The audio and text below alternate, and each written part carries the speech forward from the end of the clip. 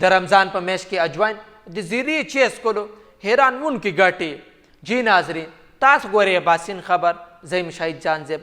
که تاسو زموږ چینل باندې نوي یاستئ نو چینل لایک او سبسکرایب ضرور کوئ. د اجوین او زیرې چې د رمضان په دوران کې د معدې درد ګیس لپاره یو مؤثره علاج دی. دا مسالې که د چای په تور استعمال شي او که د خوراک برخه وګرځي د هاضمې مشکلات کموي.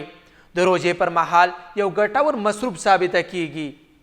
زیره یو مشهور مساله ده چې په ایشیا، افریقا، یورپ کې پیدا کیږي.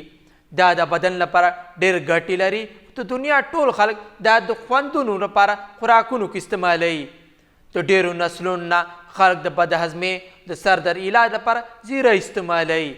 کم ته چې موږ سپیرکۍ ویستو، خلک عموما زیره د وچو دانو په شکل کې یا په پوډر په شکل کې استعمالوي. دا د ډېرو مسلو د مخلوط یو عام جز دی.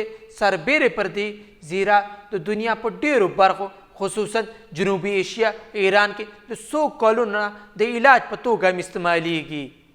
په ډېرو ملکونو کې خلک دا د ګردو د مثانې د پترو، د سترګو د ناروغتو او دې پورې چې د جذام د علاج لپاره هم استعمالوي. اجوین یو طبیعي جړی بوټي ده چې د اجوین واټر یا کیرم واټر په نوم پیژندل کیږي.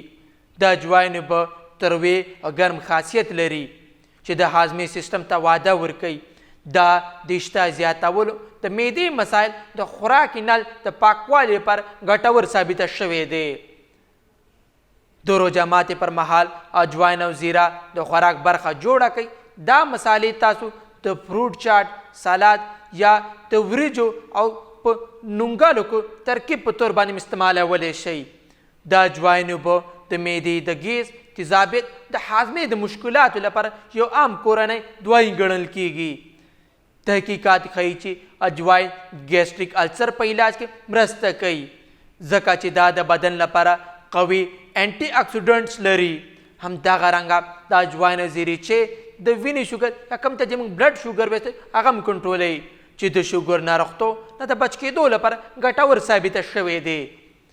تحقیقات ښیي چې د دې چې د زکام ټوخي لپاره ډېر مؤثره دی ځکه چې د کوډین په شان د مرکبات لري چې ټوخي کموي او بلغم خارجولو کې مرسته کوي. دا د بند پوزې خلاصون ته ګټه رسوي. د رمضان په مبارک میاشت کې د اجوین زیرې چای وڅښئ. د دې حیرانوونکې طبیعي ګټو نه ګټه واخلئ. داسې مزید ویډیوز لپاره اباسین چینل لا لایک او سبسکرایب ضرور کوئ.